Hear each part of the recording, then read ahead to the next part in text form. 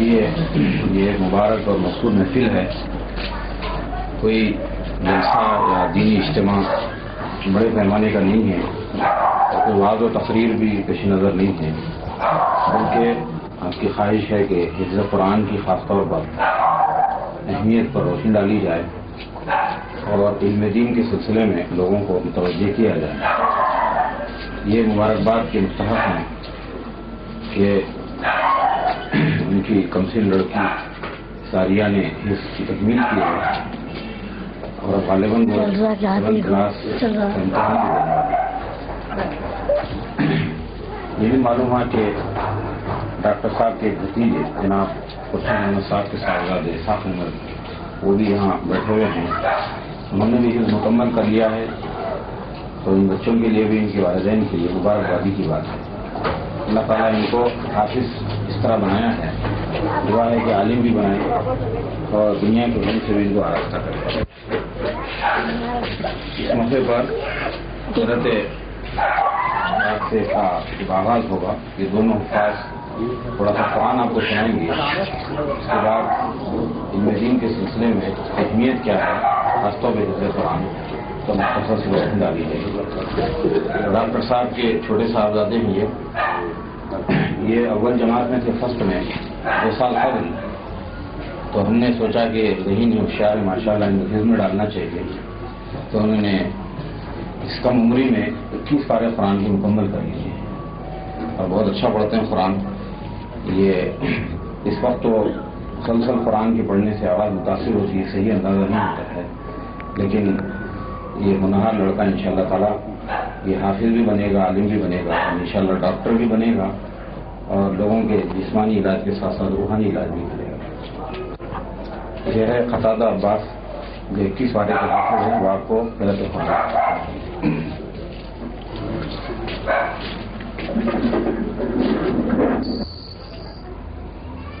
بسم اللہ الرحمن الرحیم.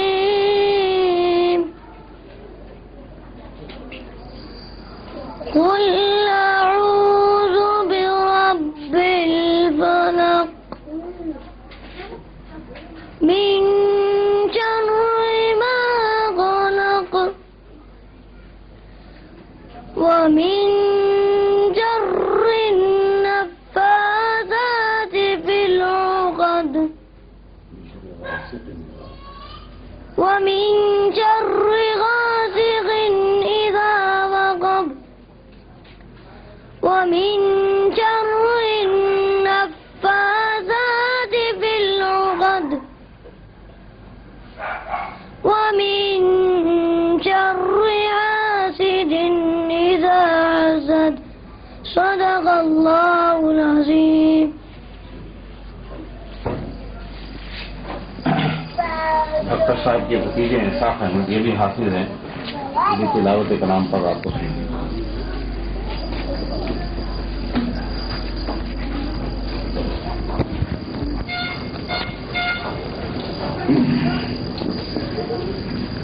أعوذ بالله من الشيطان الرجيم. بسم الله الرحمن الرحيم. كافها يا عين صاد. ذكر رحمة ربك عبده زكريا إذ نادى ربه نداء خفيا وإني خفت الموالي من ورائي وكانت امرأتي عاقرا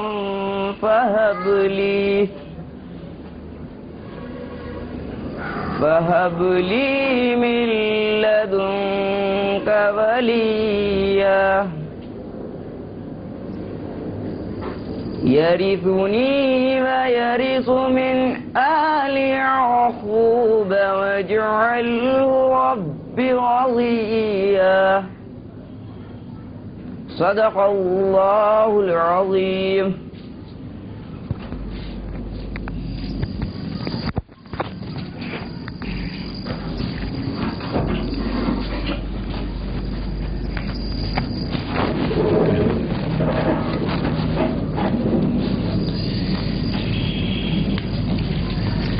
الحمد لله وكفى وسلام على عباده الذين اصطفى.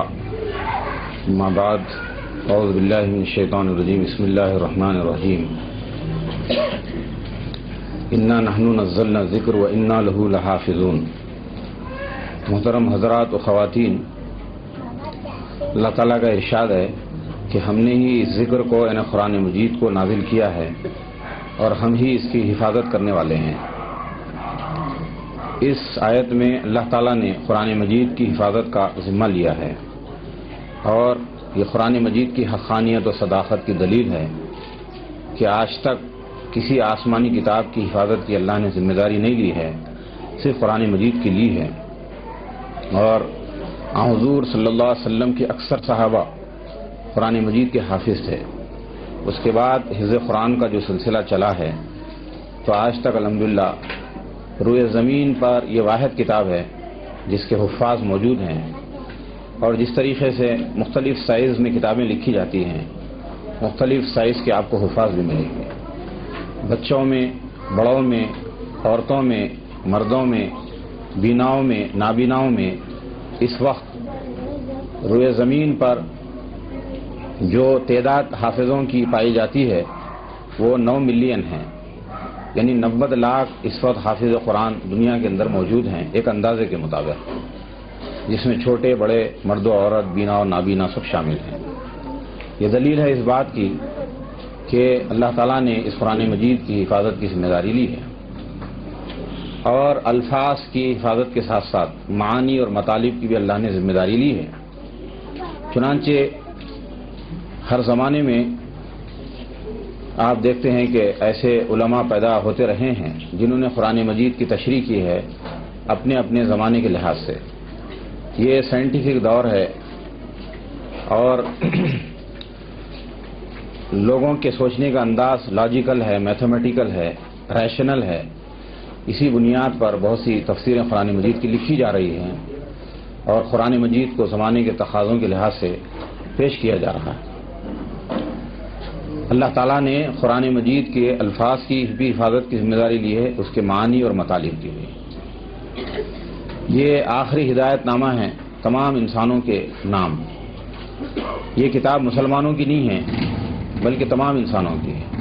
رسول اکرم صلی اللہ علیہ وسلم صرف مسلمانوں کے پیغمبر نہیں ہیں، تمام انسانیت کے لیے قیامت تک کے لیے پیغمبر بنا کر بھیجے گئے ہیں. اللہ تعالیٰ صرف مسلمانوں کا رب نہیں ہے، تمام انسانوں کا رب ہے، تمام مخلوقات کا رب ہے. عربی زبان کے اندر بہت سی خوبیاں ہیں، جس میں سے خوبی یہ ہے کہ وہ سینکڑوں ہزاروں برس پہلے کے واقعات کو بیان کرنے کی پوری صلاحیت رکھتی ہے.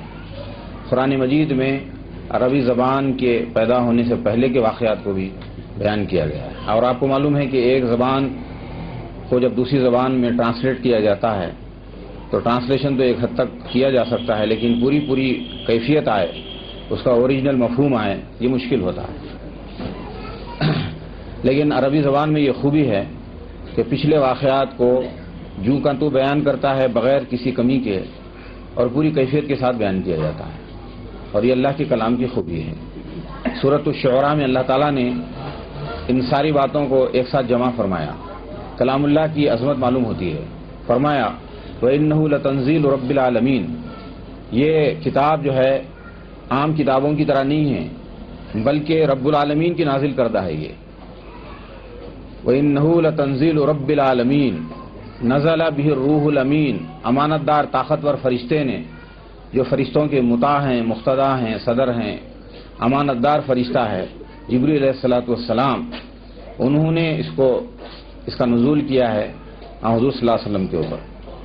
اور فرمایا کہ رب العالمین نے نازل کیا، جو روح الامین امانت دار فرشتے جبریل علیہ السلام لے کر اترے اور وہ کون سا دل تھا جو اس کلام کو ابزارو کرتا، اس کو جذب کرتا، اس کو برداشت کرتا، اس کا متحمل ہوتا، وہ قلب مبارک محمد رسول اللہ صلی اللہ علیہ وسلم کا ہے کہ جب وحی اترتی تھی تو آپ جو ہے پسینہ پسینہ ہو جاتے تھے. ایک روحانی کرنٹ تھا جو آپ کے اندر منتقل کیا گیا جبریل علیہ الصلوۃ والسلام کے ذریعے. اسی لیے فرمایا کہ الا قلبی کا لتکون من المنذرین، کہ آپ ڈرانے والوں میں سے ہوں، رسولوں میں سے ہوں. آپ کے قلب مبارک پر اس کو اتارا گیا ہے. بلسان عربی مبین، عربی واضح عربی زبان کے اندر اتارا گیا. نازل کرنے والا رب العالمین، لے کر اترنے والے محمد صلی اللہ علیہ وسلم پر جبریل علیہ الصلوۃ والسلام. اور کس قلب کا، کس شخصیت کا انتخاب کیا گیا اس کلام کے تحمل کے لیے، اس کو برداشت کرنے کے لیے، اس پر چلنے اور چلانے کے لیے، وہ محمد صلی اللہ علیہ وسلم کا قلب مبارک ہے. کس زبان میں اس کو اتارا گیا ہے؟ ساری زبانیں اللہ کی ہیں. واختلاف السنتکم والوانکم، یہ رنگ اور زبانیں سب اللہ کی نشانیوں میں سے ہیں. اللہ تعالیٰ نے ساری زبانیں جو ان کی اپنی بنائی ہوئی ہیں اس میں سے عربی کا انتخاب کیا اور واضح عربی میں اس کو نازل فرمایا. جس طریقے سے اللہ رب العالمین کی عظمت کا تصور دیا گیا اور جبریل علیہ السلام کی بزرگی بیان کی گئی، رسول اکرم صلی اللہ علیہ وسلم کی سمجھیے کہ قلب مبارک کی پاکی کا تذکرہ کیا گیا، اسی طریقے سے عربی زبان کی اہمیت بھی بتائی گئی.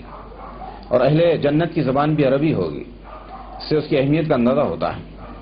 تو اللہ تعالیٰ نے فرمایا کہ ہم نے اس کی حفاظت کی ذمہ داری لی اور آج 9 ملین حفاظ قرآن روئے زمین پر موجود ہیں. اور قرآن خود ایک معجزہ ہے. تمام معجزے ختم ہو گئے پیغمبروں کے اور حضور کے معجزے بھی چلے گئے، لیکن ایک طاقتور معجزہ باقی رہ گیا، وہ ہے قرآن مجید. اس کی ہر آیت کو آیت کہتے ہیں. آیت کے معنی نشانی، قدرت کی نشانی، اور آیت کے معنی معجزے کی بھی آتے ہیں. لوگوں نے پوچھا کہ کوئی بڑا معجزہ پیغمبر صلی اللہ علیہ وسلم پر کیوں نہیں اترا؟ جواب دیا گیا کہ قرآن خود سب سے بڑا معجزہ ہے. اولم یکفیہم انا انزلنا علیک الکتاب یتلی علیہم، جو آیتیں پڑھی جا رہی ہے، جو کلام اترا ہے، یہ خود معجزہ نہیں ہے کیا تمہارے لیے؟ اور ایسے دور میں ایسے لوگوں پر، ایسے لوگوں کے حالات میں یہ نازل کیا گیا جو اپنی زبان پر فخر کرتے تھے. عرب کے معنی خود جو ہے فصیح اللسان کے ہیں. اپنے آپ کو فخر سے کہتے تھے کہ ہم فصیح اللسان، اعلیٰ ترین زبان بولنے والے، اس میں بھی خاندان قریش. اور دوسروں کو عجمی یعنی گونگا کہتے تھے. وہ کسی زبان کو قبول نہیں کرتے. وہ لوگ گونگے کہتے ہیں کہ تمہاری زبان کیا ہے، تمہاری شاعری کیا ہے، آواز کا حسن ہمارے پاس ہے اور زبان ہمارے پاس ہے، شاعری ہمارے پاس ہے. باندیاں نوکرانیاں عربی میں جو ہے شعر شاعری کرتی تھی. ان کو چیلنج دیا گیا. ان کے زمانے میں قرآن اترا اور محمد صلی اللہ علیہ وسلم نہ جو ہے شعر کہتے تھے نہ شعر بناتے تھے. وما علمناه الشعر وما ينبغي له، پیغمبر کو ہم نے شعر نہیں سکھلایا، نہ وہ جو ہے شعر شاعری پیغمبروں کے لیے مناسب ہوتی ہے. اگرچہ کہ اچھے شعر کی، اچھے شاعروں کو انکریج کیا گیا، تعریف کی گئی، بشرطے کہ ان کا استعمال اچھی طریقے سے ہو. تو حضور صلی اللہ علیہ وسلم نے کی زبان مبارک سے چیلنج دیا گیا. آج بھی وہ چیلنج تازہ ہے، وہ لیٹسٹ ہے اور قیامت تک کے لیے ہے کہ زبان کہاں سے کہاں بڑھ گئی، کتنی ترقی کر گئی، اور ہر زمانے میں کتنے شعراء، ادبا، خطبہ زبان کے ماہرین ہوتے ہیں. تو فرمایا کہ لئن اجتمعت الانس والجن، انسان اور جنات سب جمع ہو جائیں، الا یاتوا بمثل هذا القرآن، کہ ایسا قرآن بنا لاؤ، لا یاتون بمثله ولو کان بعضهم لبعض ظہیرا، انسان اور جنات سب ایک دوسرے کے ظہیر و مددگار ہو جائیں تب بھی جو ہے ایسا کلام نہیں پیش کر سکتے. چیلنج دیا گیا. اور دوسرا چیلنج اس سے ہلکا دیا گیا کہ فاتو بعشر سور مثلہ مفتریات وادعوا من استطعتم من دون اللہ ان کنتم صادقین. پورا قرآن نہیں بنا کے لا سکتے تو 10 صورتیں بنا کر لاؤ اور جن جن کو چاہتے اپنی مدد کے لیے بلا لو اگر تم سچے ہوں. اس چیلنج کو بھی قبول نہیں کیا تو آخری چیلنج دیا گیا فاتو بسورۃ من مثلی، ایک صورت بنا کے لاؤ، انا اعطیناک جیسی، قل هو اللہ جیسی، سورہ فاتحہ جیسی. آج بھی وہ چیلنج برقرار ہے. پھر جس طرح زبان کے اعتبار سے چیلنج ہے، دوسرے جو علوم ہوتے ہیں زمانے کے جیسے سائنس وغیرہ ہے، اس کے لیے بھی چیلنج ہے. یہ آپ جملہ سنتے ہیں کہ سائنس کا چیلنج، لیکن قرآن یہ کہتا ہے کہ سائنس کا چیلنج قرآن کے لیے نہیں ہے، قرآن کا چیلنج سائنس کے لیے ہے. قرآن لیٹسٹ ہے، سائنس لیٹسٹ نہیں ہے. سائنس کے تھیریز بدل جاتے ہیں اور سائنس کے لاس بدل جاتے ہیں، تمام چیزیں بدل جاتی ہیں. اٹھا کے دیکھیے کتابیں 50 برس 100 برس پہلے کی، لیکن قرآن آج بھی لیٹسٹ ہے. اور قرآن میں سائنٹیفک طریقے سے ہو یا کسی بھی جو اینگل سے آپ دیکھیں قرآن کو تو رتی برابر آپ اس میں تبدیلی نہیں پائیں گے، نہ الفاظ کے اندر، نہ حقیقت کے اندر، نہ سمجھیے کہ اس کے معنی اور مطالب کے اندر. آج بھی جو ہے بڑے بڑے سائنٹسٹ ریسرچ کر رہے ہیں قرآن کے اوپر اور قرآن کی صداقت کے قائل ہو رہے ہیں اور سائنس کی کمزوری کا ثبوت ان کو مل رہا ہے. سائنس ابھی رینگ رہی ہے. سائنس انسانوں کی بنائی ہوئی ہے, یہ بدل سکتی ہے. میتھمیٹکس بھی بدل سکتی ہے. +1 = -1 ثابت کیا جا سکتا ہے. امیجنری کوانٹیٹیز بھی ہو سکتی ہیں اس میں, اور بہت سے میتھمیٹکس کے جو ہے فارمولے ایک دوسرے کو کنٹراڈکٹ کرتے ہیں, اور یہی حال سائنس کا ہے, دوسرے علوم کا ہے. لیکن قرآن کے اندر آپ دیکھیں گے کہ لا تبدیل لکلمات اللہ, اس کے اندر کوئی تبدیلی نہیں آئے گی. تو سائنس کا چیلنج نہیں ہے قرآن کے لیے, قرآن کا چیلنج سائنس کے لیے. اور 10 صورتیں بنا کے لاؤ یا ایک صورت بنا کے لاؤ. اس کلام کی آپ خوبی کا اندازہ لگائیے کہ ایک مادری زبان سمجھیے کہ بولنے والا بچہ مادری زبان کی کتاب کو اس اسپیڈ کے ساتھ نہیں پڑھ سکتا ہے جس اسپیڈ کے ساتھ قرآن مجید کو پڑھا جاتا ہے. جس اسپیڈ کے ساتھ قرآن مجید پڑھا جاتا ہے اس اسپیڈ کے ساتھ مدر ٹنگ کی کتاب کو دیکھ کر بھی بچہ نہیں پڑھ سکتا. ہمارے حیدرآباد میں ایک ڈاکٹر تھے, ڈاکٹر ابو الحسن صدیقی, اور وہ جو ہے پروفیسر بھی تھے, عثمانیہ میڈیکل کے پروفیسر بھی تھے کالج کے, اور عثمانیہ ہاسپٹل میں بھی تھے. ایک مرتبہ مجھ سے کہنے لگے, بچپن کی بات ہے, کہ میرے وارڈ میں ایک حافظ قرآن بچہ, اس کو دیکھتا ہوں تو دنگ رہ جاتا ہوں. میں پروفیسر ہوں, ہزاروں دواؤں کے نام یاد ہے, لیکن ان دواؤں کو اس اسپیڈ کے ساتھ سنا نہیں سکتا جس اسپیڈ سے بچہ قرآن سناتا ہے. وہ حافظ قرآن بچے کو دیکھ کے حیران ہو جاتے تھے. اور آج بھی حیرانی کی بات ہے کہ ایک شخص جو 50 سال تک لا کی پریکٹس کرتا ہے, اپنے سمجھیے کہ کسی بھی قانون کو, دفعہ کو جو ہے وہ as it is word for word نہیں سنا سکتا. وہ اسی طریقے سے میتھمیٹکس کے فارمولے ہو, آپ کی میڈیسن ہو یا کوئی علم ہو, اس اسپیڈ کے ساتھ آپ اپنی جم کے فارمولوں کو, ناموں کو, اپنے پروفیشن سے متعلق جو کچھ ہے نہیں سنا سکتے جس طریقے سے ایک بچہ قرآن کو سناتا ہے. قرآن کی جو ایوریج اسپیڈ ہے وہ 15 سے 20 منٹ تک ہے ایک پارے کی, کہ تیز سے تیز بھی اگر پڑھے اچھے وضاحت کے ساتھ تو 15 تا 20 منٹ میں ایک پارا کوئی سنا سکتا ہے. لیکن ایسے بھی آپ کو حافظ ملیں گے جو 10 منٹ سے لے کے 12 منٹ تک پورا پارا آپ کو سنا سکتے ہیں بغیر غلطی کے. یہ قرآن کا معجزہ ہے. یہ خود حافظ کو خود پتہ نہیں چلتا ہے کہ زبان کیسی تیزی سے چل رہی ہے. تو یہ اللہ کا کرم ہے کہ اللہ تعالیٰ محفوظ کرتا ہے, اور آج بھی جو ہے قرآن کو بچے بینا نابینا سبھی جو ہے حفظ کرتے ہیں. اور یہ قرآن کے بارے میں آتا ہے کہ لوح محفوظ میں اللہ کے پاس ایک تختی ہے, وہاں اس کو لکھا گیا ہے, اور بزرگ فرشتے اس کو لکھتے ہیں, اور بزرگ فرشتے اس کا احترام کرتے ہیں, اور احترام ہی سے اس کو چھونے کا حکم دیا گیا ہے. یہ قرآن اگر کسی کے سینے میں آ جائے تو اللہ تعالیٰ کہتے ہیں کہ یہ مبارکبادی کی بات ہے اس کے لیے. اور ایک جگہ آتا ہے قرآن مجید میں, میں صرف ترجمہ سناتا ہوں وقت کی کمی کی وجہ سے, کہ اے لوگوں تمہارے پاس ایک نصیحت آئی ہے تمہارے رب کی طرف سے. اور قرآن مجید یہ کہتا ہے کہ سینے کے دماغ دل کے امراض کا علاج ہے. یہ سینے میں دل ہے اور دل کے امراض کا علاج ہے. یہ صرف ہولی اسکرپچر نہیں ہے کہ ثواب کے لیے اس کو پڑھ لو, یہ صرف ہولی بک نہیں ہے کہ صرف اس کو رٹ لو, بلکہ یہ کتاب جو ہے تمہارے قلب کے امراض کا علاج ہے اس کے اندر, اور قیامت تک کے لیے تمام انسانوں کا علاج ہے اس کے اندر. اور اس میں یہ بتایا گیا ہے کہ قل بفضل اللہ, یہ اللہ کا فضل ہے کہ قرآن اتارا, وہ برحمتی اس کی رحمت ہے, اس کا کرم ہے, اس کی مہربانی ہے, اور فبذالک فلیفرحوا, اس پر خوشی مناؤ. اور آج اسی کی خوشی یہاں منائی جا رہی ہے کہ اس پر خوشی مناؤ. کہ بچہ جو ہے ڈاکٹر اگر بنا تو خوشی کی بات ہے, لیکن حافظ بنا تو اس سے بڑی خوشی کی بات ہے. بچہ انجینئر بنا, آرکیٹیکٹ بنا اور کچھ بنا, یقیناً خوشی کی بات ہے, لیکن یہ چیز یہیں رہ جانے والی ہے, یہ خبر میں جانے والی ہے, اس کے بعد کام آنے والی ڈگری نہیں ہے. لیکن یہ حفظ قرآن بچے کے لیے, ان کے والدین کے لیے, سب کے لیے جو ہے اہمیت رکھتی ہے. اور قیامت کے میدان میں حدیث میں آتا ہے حافظ قرآن کے والدین کو تاج پہنایا جائے گا جو اس سورج سے زیادہ روشن ہوگا جو تمہارے گھروں کے اندر آ جائے. تو پھر حافظ کے ساتھ جو معاملہ ہوگا اللہ تعالیٰ اس کے ساتھ جو کچھ کریں گے وہ اس سے زیادہ ہوگا. حدیث میں آتا ہے کہ حافظ قرآن سے کہا جائے گا کہ قرآن جس طرح ٹھہر ٹھہر کے پڑھتا تھا, قیامت میں کروڑوں انسانوں کے سامنے کہا جائے گا کہ پڑھو, اور جہاں تم رکیں گے وہی تمہارا درجہ, وہی تمہاری ڈگری ہوگی, وہی تمہارا رینک ہوگا. اس طرح اللہ تعالیٰ اس کو نوازیں گے. قرآن مجید میں آتا ہے کہ خوشی مناؤ اس قرآن کے اوپر, فبذالک فلیفرحوا ھو خیر مما یجمعون, دنیا جو سمیٹ رہی ہے یہ قرآن اس سے کہیں زیادہ بہتر ہے. مما یجمعون کے اندر کیا کیا ہے کہ کوئی سونا سمیٹ رہا ہے, کوئی چاندی سمیٹ رہا ہے, کوئی پیٹرول سمیٹ رہا ہے, کوئی دولت سمیٹ رہا ہے, کوئی کچھ کوئی کچھ. اور قرآن یہ کہتا ہے کہ ھو خیر مما یجمعون, دنیا جو کچھ جمع کر رہی ہے یہ قرآن اس سے کہیں بہتر ہے. تو لہذا تم کو خوشی منانا چاہیے, یہ اللہ کا فضل ہے اور اس کی رحمت ہے. ایک جگہ فرمایا کہ ہم نے محمد صلی اللہ علیہ وسلم 7 دہرانی والی آیتیں سورہ فاتحہ آپ کو دی ہیں, وَلَقَدْ آتَيْنَاكَ سَبْعًا مِنَ الْمَثَانِي وَالْقُرْآنِ الْعَظِيمِ، عظیم قرآن آپ کو ہم نے دیا ہے، لہذا آپ اپنی نظر دنیا والوں کی طرف نہ پھیریے کہ دنیا والوں کے پاس بینک بیلنس ہے، ان کے پاس کوٹھیاں ہیں، ان کے پاس کاریں ہیں، ان کے پاس پلین ہیں، ان کے پاس کیا کیا ہے، آپ ان کی طرف نظر نہ دوڑائیے، ہم نے تو آپ کو قرآن عظیم دیا ہے، سورہ فاتحہ جیسی سورت عطا کی ہے۔ تو کمپیئر کرتے ہوئے بتایا کہ دنیا کی نعمت کے مقابلے میں، ساری نعمتوں کے مقابلے میں اللہ کی نگاہ میں سب سے اعلیٰ ترین جو نعمت ہے وہ خود قرآن مجید ہے۔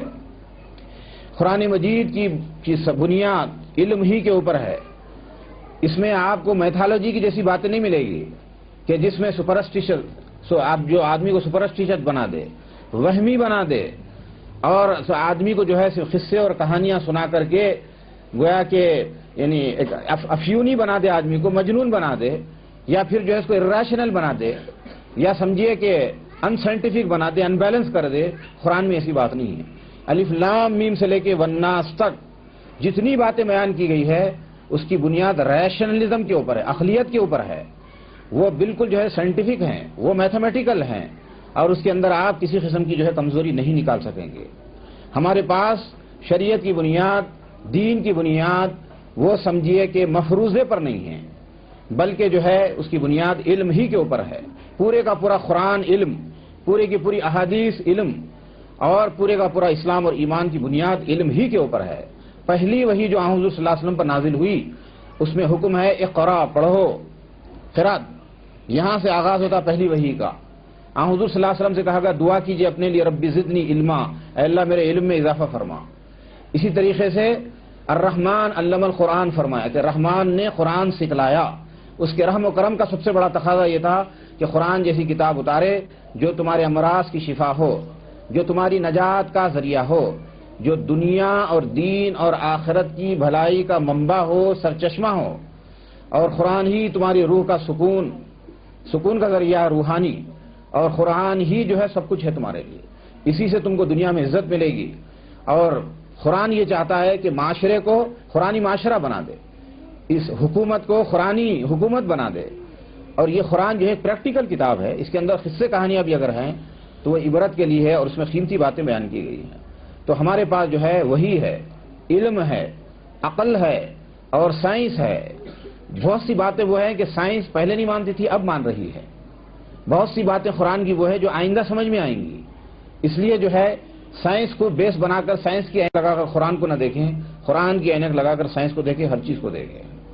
اگرچہ کہ سائنس بھی ایک ریئلٹی ہے، حقیقت ہے، لیکن وہ چینجیبل ہے، اور قرآن مجید انچینجیبل ہے۔ حدیث شریف میں آتا ہے تم میں بہترین آدمی وہ ہے جو قرآن سیکھے اور سکھائے۔ قرآن کیا چیز ہے؟ علوم سے بھرا ہوا ہے، اتنے علوم اس کے اندر چھپے ہوئے ہیں، اتنے ریئلٹیز اس کے اندر ہیں، اور اتنی بھید کی باتیں ہیں کہ سمندر ہے قرآن کا، جو آدمی غواصی کرے گا، جو آدمی قرآن کے سمندر میں غوطہ زنی کرے گا، 40-50 برس تک لوگ جو ہے اس میں تحقیق کرتے ہیں تو چند موتیاں ان کو ملتے ہیں۔ ہر آنے والی تفسیر عجیب و غریب باتیں بیان کرتی ہے۔ قرآن روز کا روز کھلتا چلا جاتا ہے، لیٹسٹ معلوم ہوتا ہے، اور قرآن کی حقائق جو ہے تازہ معلوم ہوتے ہیں۔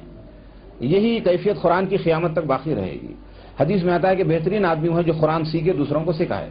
ایک حدیث میں آتا ہے افضل العبادت تلاوت القرآن، افضل ترین عبادت وہ قرآن مجید ہے۔ قرآن مجید کا اگر کوئی عالم بن جائے تو آپ دیکھیں گے کہ وہ اپنے زمانے کی صحیح رہنمائی کر سکتا ہے۔ ہر زمانے کے جو علماء ہوتے ہیں وہ قرآن مجید کی برتری، اس کی فوقیت، اس کی سپیریارٹی کو منوا لیتے ہیں، اور پیدا ہونے والے جو مسائل ہوتے ہیں ان مسائل کا سلوشن قرآن کی روشنی میں تلاش کرتے ہیں۔ یہ ایک لیٹسٹ کتاب ہے، پرفیکٹ ہے، ماڈل ہے، یونیورسل ہے، نیچرل ہے، سائنٹیفک ہے، اور اسی کے اندر انسانوں کی سالویشن ہے، نجات ہے، اور اسی کے اندر انسانوں کے تمام سوشل پرابلم کا سلوشن موجود ہے۔ آپ کو معلوم ہے کہ علم دو قسم کا ہوتا ہے، ایک ہوتا ہے علم الابدان جو بدن اور ابدان سے بحث کرتا ہے، ایک ہے علم الادیان جو دین سے بحث کرتا ہے۔ اگر ایک ڈاکٹر قرآن پڑھے تو اس کی صداقت کو محسوس کرے گا، اور ایک ڈاکٹر قرآن کو عام آدمیوں سے زیادہ اچھا سمجھ سکتا ہے، دوسروں کو سمجھا سکتا ہے۔ اسی لیے ضروری ہے کہ جو ڈاکٹر ہیں، یا سمجھے کہ سائنس پڑھنے والے ہیں، یا جدید ماڈرن ایجوکیشن حاصل کرنے والے ہیں، وہ اگر قرآن کے حافظ بنے، عالم بنے، تو عام مولویوں اور علماء سے زیادہ وہ دین کو فائدہ پہنچا سکتے ہیں۔ پھر میں ایک چیز عرض کروں آپ سے کہ قرآن کو سمجھنے کے لیے حدیث کو سمجھنا ضروری ہے. قرآن صرف گائیڈ لائنس دیتا ہے, قرآن صرف موٹے موٹے احکام دیتا ہے, کہتا ہے کہ نماز پڑھو, کتنی پڑھو, کیسی پڑھو, اس کی تفسیر ہم کو محمد صلی اللہ علیہ وسلم کی احادیث سے معلوم ہوتی ہے. محمد صلی اللہ علیہ وسلم کے بغیر, آپ کی احادیث کے بغیر کوئی قرآن کو سمجھ ہی نہیں سکتا. بعض لوگوں نے غلطی کی, حدیث کا انکار کر دیا. اب وہ قرآن کی نئی ڈکشنری تیار کی ہے تو انہوں نے صلاۃ کا ترجمہ کیا ہے گورنمنٹ, اقیم الصلاۃ کے معنی اسٹیبلش دی گورنمنٹ, درمیانی نماز کی حفاظت کرو, صلاۃ الوسطیٰ یعنی عصر کی نماز کی, تو ترجمہ کرتے ہیں اسٹیبلش دی سینٹرل گورنمنٹ. یہ قرآن کے ساتھ ایک مذاق ہے. قرآن کو حدیث کے بغیر نہیں سمجھا جا سکتا. محمد صلی اللہ علیہ وسلم اس کے شارح ہیں, اس کے انٹرپریٹیٹر ہیں, اور احادیث ہی کی روشنی میں قرآن کو سمجھنا پڑتا ہے. تو قرآن ڈھکیلتا ہے حدیث کو ماننے کے لیے, اور وہی اس کی گائیڈ ہے, وہی اس کی شرح ہے. قرآن میں آتا ہے کہ محمد صلی اللہ علیہ وسلم کو بھیجا گیا 4 کاموں کے لیے. یتلو علیہم آیاتی, قرآن کو پڑھ کر سنائیں. ویعلمہم الکتاب, معلم کتاب ہیں, اس کا منشا کیا ہے, اس کا مطلب کیا ہے, اس کی تفصیلات کیا ہیں, محمد صلی اللہ علیہ وسلم تم کو بتائیں گے. تیسرا کام کیا کریں گے, نفس کا خلق کا تزکیہ کریں گے, پاک صاف کریں گے, پیوریفائی کریں گے اس کو, اور اس کی بنیاد پر ایک ٹیم تیار کریں گے. اور چوتھا کام یہ کریں گے کہ وہ یعلمہ الکتاب والحکمہ, حکمت کی, وزڈم کی, دانائی کی باتیں تم کو بتائیں گے. چنانچہ احادیث پوری کی پوری دانائی پر, وزڈم پر مبنی ہیں. اسی لیے حدیث کو بھی سمجھنا پڑتا ہے. ایک ایک حدیث کے اندر بڑے بڑے مسائل کو حل کر کے رکھ دیا گیا. اب جو شخص دنیا کی تعلیم بھی حاصل کرے, قرآن بھی حاصل کرے, حدیث بھی حاصل کرے, تو آپ بتائیے سینہ اس کا کھلتا ہے یا نہیں کھلتا ہے؟ حقائق اس کے ذہن میں پوری طرح واضح ہو کر آتے یا نہیں آتے ہیں؟ اس لیے ضروری ہے کہ آپ جو ہے اپنے ایسے بچوں کو جو سمجھے کہ دنیا کی تعلیم میں ایڈوانس ہو رہے ہیں, ان کو حافظ بنائیے, ان کو عالم بنائیے, تو وہ جو ہے دین کا کام زیادہ اچھا کر سکیں گے. یاد رکھیے کہ یہ پیشے ہمارے نزدیک جو ہے بہت ہی سمجھیے کہ نچلے درجے کے سمجھے جاتے ہیں. مؤذن ہونا, حالانکہ اسلام میں مؤذن کا بڑا اونچا مقام ہے, اور قیامت میں اس کا مقام بہت اونچا ہوگا. امام, اس کو ہم معمولی آدمی سمجھتے ہیں. حافظ بن کے کیا کرے گا؟ چندے پہ زندگی گزارے گا.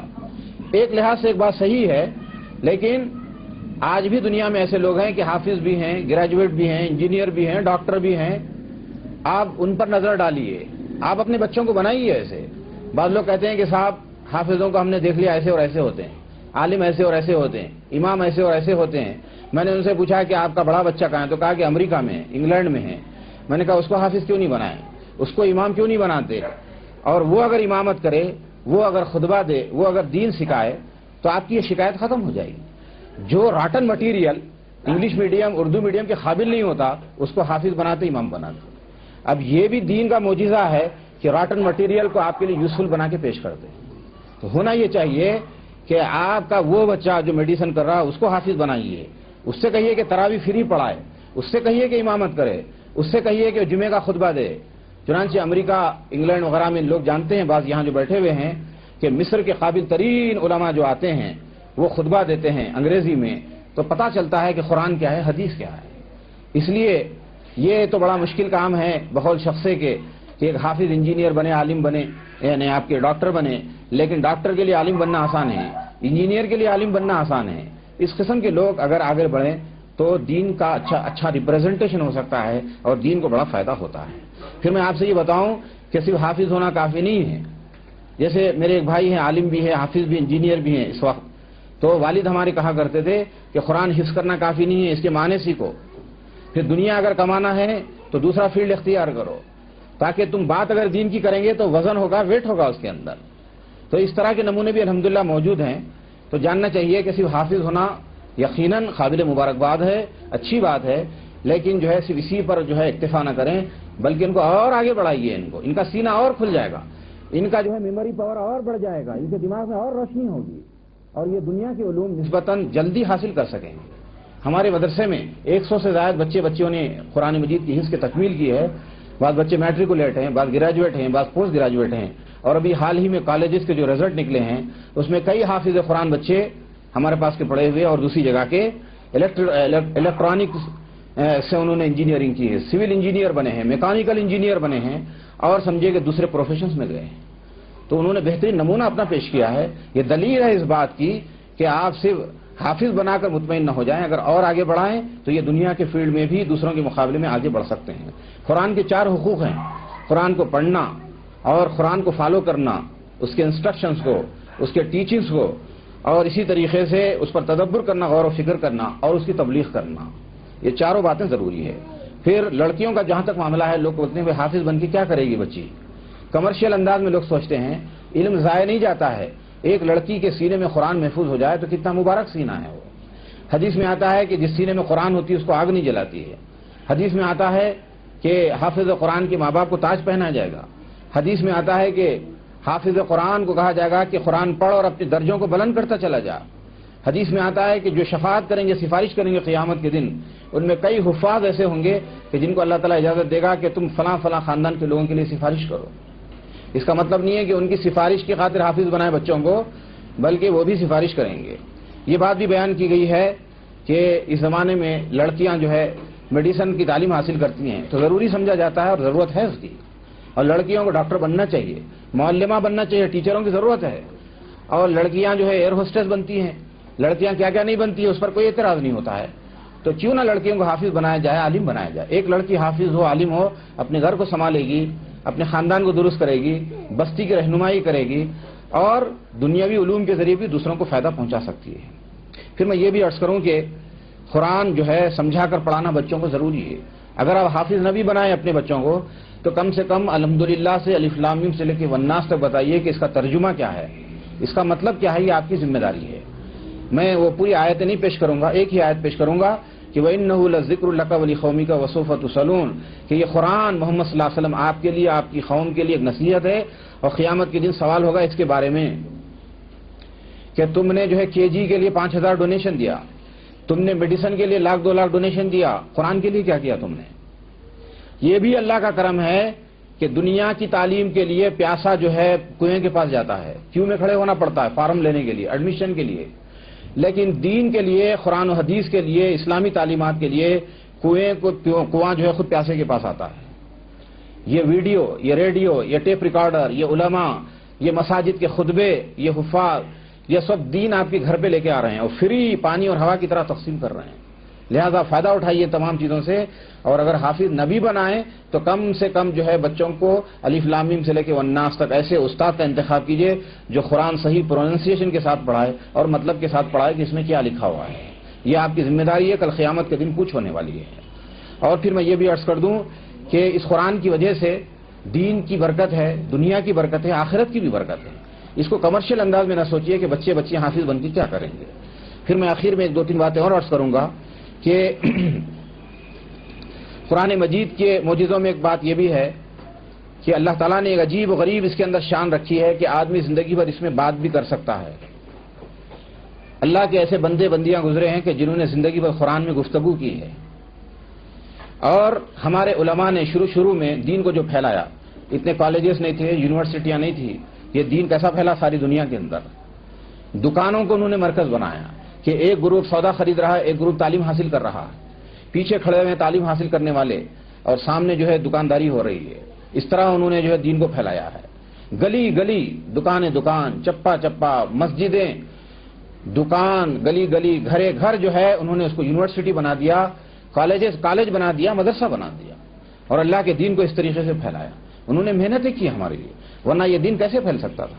ہم لوگ کم سے کم ہمارے علماء نے جو کتابیں لکھی ہے اس کی ہم قدر کریں۔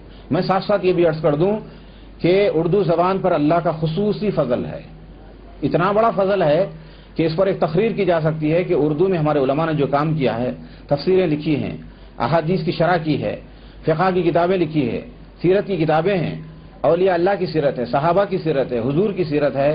بعض کتابیں آپ کو ایسی ملیں گی کہ بڑے بڑے قابل ترین عرب لوگوں نے بھی ایسی کتابیں نہیں لکھی۔ یہاں وقت نہیں ہے کہ میں ان کے نام پیش کروں ہمارے علماء کے، اور افسوس کا مقام یہ ہے کہ ہمارے بچے اردو سے واقف نہیں ہیں۔ اردو سے کٹ جانے کے معنی دین سے کٹ جانے کے ہیں، اور یہ خود ایک عنوان ہے۔ یہاں بعض لوگ بیٹھے ہوئے ہیں، وہ زیادہ اچھا بتا سکیں گے، میں اتنا ہی عرض کروں گا کہ اردو سے کٹنے کا نتیجہ یہ ہے کہ بچوں کے اندر روشنی نہیں ہے۔ وہ خط لکھتے ہیں انگلش میں، ہندی میں، اور ایک کھانے پینے کی باتیں ہوتی، بلند خیالی نہیں ہوتی، کوئی منصوبہ نہیں، کوئی زندگی کا جو ہے لائحہ عمل نہیں، کوئی روشنی نہیں، کوئی گول ان کے سامنے نہیں، اور کچھ بھی نہیں ہے ان کے سامنے۔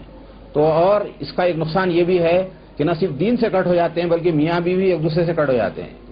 شوہر خط لکھ رہا ہے بیوی کو، وہ کسی اور سے پڑھا رہی ہے، بیوی خط لکھ رہی ہے، شوہر کسی اور سے پڑھا رہا ہے، پرائیویسی ختم ہو گئی۔ میاں بیوی کے جھگڑوں میں یہ بھی ایک بنیاد ہے۔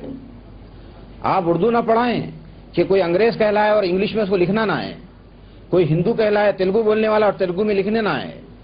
ساری دنیا کے اندر مدر ٹنگ کی اہمیت ہے اور یہ اسٹیبلش فیکٹ ہے، آج تک اس کے اندر کوئی جو ہے آپ کو اختلاف نہیں ملے گا کہ کم سے کم پرائمری لیول تک بچے کو مدر ٹنگ میں تعلیم دی جائے، وہ زبان جو ماں باپ بولتے ہیں۔ اور آپ فخر محسوس کرتے ہیں اردو نہ سکھانے کے نتیجے میں کہ میں نے اردو نہیں سکھایا بچوں کو، اور مار مار کے انگلش میں بولنے کے لیے مجبور کرتے ہیں۔ انگلش ضرور سکھائیے، لیکن یہ انگلش صرف پیٹ کی حد تک رہے گی۔ اگر آپ دین نہیں سکھائیں گے، اردو نہیں سکھائیں گے، تو بچے ہمارے اولیاء اللہ سے، صحابہ سے، حضور سے، اللہ رسول سے سب سے کٹ ہو جائیں گے۔ چنانچہ اس کا ریئیکشن بھی ظاہر ہو رہا ہے کہ بچے ہمارے مولویوں کی خطبوں کو نہیں سمجھ سکتے ہیں۔ جو ایک بچے نے جو ہے مسجد میں آیا، ایک صاحب آئے، گریجویٹ سے پوچھا میاں بیت الخلا کہاں ہے؟ تو گریجویٹ کو بیت الخلا سمجھ میں نہیں آیا، کیونکہ گھر میں سنا نہیں وہ لفظ، لیٹرین سنتا رہا وہ، تو بیت الخلا کے معنی سمجھ میں نہیں آیا تو مؤذن صاحب کا کمرہ بتا دیا۔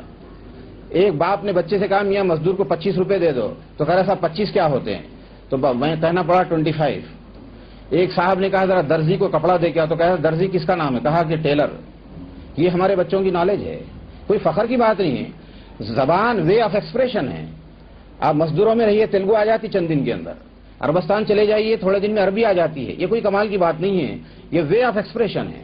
اچھے ڈاکٹر کی معنی یہ نہیں ہے کہ چونکہ وہ انگریزی اچھی بولتا ہے لہذا اچھا ڈاکٹر ہے، چونکہ وہ انگریزی اچھا بولتا ہے لہذا اعلیٰ درجے کا آرکیٹیکٹ ہے، چونکہ وہ انگلش اچھی بولتا ہے اس لیے جو اعلیٰ درجے کا انجینئر ہے، یہ کوئی نہیں بولتا ہے۔ انڈرسٹینڈنگ، فہم، انٹیلیجنس ایک الگ چیز ہے، زبان ایک بالکل الگ چیز ہے۔ اگرچہ ایک انٹرنیشنل لینگویج ہے، انگلش کی بڑی اہمیت ہے، لیکن اردو اتنی سکھائیے کہ ہماری علماء کی کتابیں پڑھ سکیں، سمجھ سکیں، جذب کر سکیں، اور سمجھیے کہ خطبے سمجھیں، لٹریچر پڑھیں، اخبارات پڑھیں، اردو میں میگزینز پڑھیں، بحث مباحثے کی صلاحیت ان کے اندر ہو، تو اس میں جو ارتقاء ہوتا ہے، جو معلومات ہوتے ہیں، جو روشنی ان کے اندر پیدا ہوتی ہے، وہ بیان کرنے کی ضرورت نہیں ہے، آپ اپنی سوسائٹی میں دیکھ سکتے ہیں۔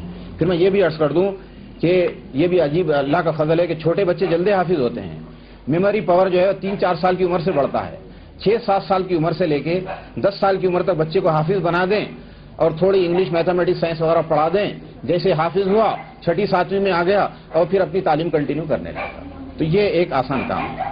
تو اپنے بچوں کو بھی بنا سکتے ہیں آپ اور بچیوں کو بھی حافظ بنا سکتے ہیں۔ پھر میں یہ بھی گزارش کروں گا کہ آپ جو ہے اپنے شہر میں جگہ جگہ ایسے مراکز بنائیں کہ قرآنی تعلیمات کو عورتوں میں، مردوں میں عام کریں۔ اس کے لیے علماء کے ویڈیو آ گئے ہیں، اس کے لیے آپ حفاظ کی خدمات لے سکتے ہیں، علماء کی خدمت لے سکتے ہیں، اور جہاں بھی آپ اپنے عورتوں کے لیے، بچوں کے لیے، اپنے گھر والوں کی قرآن کی تعلیم کا بندوبست کریں تو ایسے حافظ کا عالم کا انتخاب کیجئے جو سمجھدار ہو، اور سمجھدار لوگ انشاءاللہ مل جائیں گے، بشرطے کہ آپ جو ہے اس کا اسکیل اچھا رکھے ہیں۔ ایک صاحب نے کہا کہ صاحب حافظ صاحب ہفتے میں جو ہے 2 دن آتے ہیں، 2 دن نہیں آتے، 4 دن نہیں آتے ہیں۔ میں نے کہا تنخواہ کیا دے رہے ہیں؟ تو کہا کہ 50 روپے دے رہا ہوں۔ اب ظاہر ہے کہ 50 روپے میں اگر 15 دن نہیں آئے تو 25 روپے ان کو ملتے ہیں۔ انگلش کے لیے 300 روپے، تیلگو کے لیے 200 روپے، میتھمیٹکس کے لیے 500 روپے۔ تو ایک جگہ ایک استاد پڑھا رہا تھا GIRL گرل، جبکہ گرل پڑھانا چاہیے تھا، تو ماں باپ نے کہا کیا پڑھا رہے ہیں آپ یہ؟ تو کہا تھا 50 روپے آپ دے رہے ہیں، گرل پڑھاؤں یا گرل پڑھاؤں؟ یہی حال قرآن مجید کا ہے۔ ایسے حافظ کو چن کے لائیے، ایسے گریجویٹ کو لائیے کہ جس کا اسکل اچھا ہو، پھر آپ دیکھیے اسی لحاظ سے اسے کام بھی لیجیے آپ، اس لیے کہ اس کا بھی پیٹ ہے۔ لوگ یہ سمجھتے ہیں کہ بھائی آپ کو فری کرنا چاہیے، کب کرے گا فری؟ اس کو بیوی نہیں ہے، اس کو بچے نہیں ہیں، اس کے مسائل نہیں ہیں، امام ہیں 400 سے 500 کا گریڈ، چپراسی سے بھی کم، بینک کے چپراسی کے برابر بھی نہیں ہے، اور نتیجہ یہ ہے کہ وہ امامت بھی ویسی ہے، خطابت بھی ویسی ہے اس کی، پھر آپ کو شکایت ہوتی ہے۔ اسکیل رکھیے 1000 تا 1500، 2000 تا 3000، تو ایک امامت کی جو ہے جائیداد کے لیے 4000 درخواستیں آئیں گی، پھر اس میں سے انتخاب کر کے رکھیے، پھر دیکھیے بستی میں کیسی تبدیلی پیدا ہوتی ہے۔ تو قرآن کی قدر کیجیے، اور حدیث میں آتا ہے کہ یہی چیز قیامت کے دن تم کو کام آنے والی ہے، اور کوئی چیز کام نہیں آئے گی۔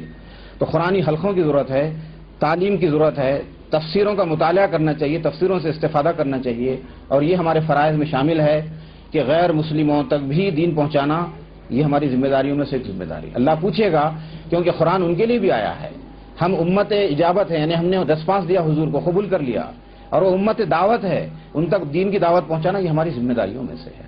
اس لیے آج دنیا میں بڑی اچھی کوششیں ہو رہی ہیں کہ لائبریریاں قائم ہو رہے، آڈیو کیسٹ، ویڈیو کیسٹ، کتابیں، اور اتنی سہولتیں ہو گئی ہیں کہ قرآن سیکھنا، سکھانا، پڑھنا، پڑھانا، اس کی تبلیغ کرنا آپ کے لیے بہت آسان ہو گیا ہے۔ میں مبارکباد دیتا ہوں پھر ایک بار ڈاکٹر غلام عباس صاحب کو کہ انہوں نے اپنے بچے کے حفظ قرآن کی تکمیل کے سلسلے میں سمجھیے کہ یہ محفل منعقد کی، اور آپ حضرات کو دعوت تام کے ساتھ دعوت دین بھی دی، اور ان کی نیت صرف یہ تھی کہ قرآن کی عظمت، دین کے علم کی اہمیت آپ پر واضح کی جائے، اس لیے آپ کا اتنا وقت لیا گیا۔ بہت سے لوگ تو ماشاءاللہ صاحب علم ہیں، اور میں امید رکھتا ہوں کہ خاص طور پہ عورتیں اور پڑھے لکھے لوگ میرے ان سمجھیے کہ پوائنٹس پر ضرور غور و فکر کریں گے، اور قرآنی حلقوں کو، قرآنی تعلیمات کو زیادہ سے زیادہ عام کرنے کی الحمدللہ کوشش ہو رہی ہوئی ہے۔ اس میں اور اضافہ کیا جائے گا۔ اللہ تعالیٰ جو بچے حافظ ہوئے ہیں، ہماری دعا ہے کہ ان کے ماں باپ کے لیے ثواب دارین کا ذریعہ بنا دے اور سعادت دارین کا ذریعہ بنا، قرآن مجید کے ساتھ ساتھ اس کے معنی کو ان پر واضح فرما دے، ان کو دین اور دنیا کے علوم سے آراستہ فرمائے، اور ہم سب کو قرآن مجید کی قدر کرنے، اس کو پڑھنے، سمجھنے، عمل کرنے اور اس کی تبلیغ کرنے کی توفیق نصیب فرمائے۔ وآخر دعوانا الحمدللہ رب العالمین، والسلام علیکم ورحمۃ اللہ وبرکاتہ۔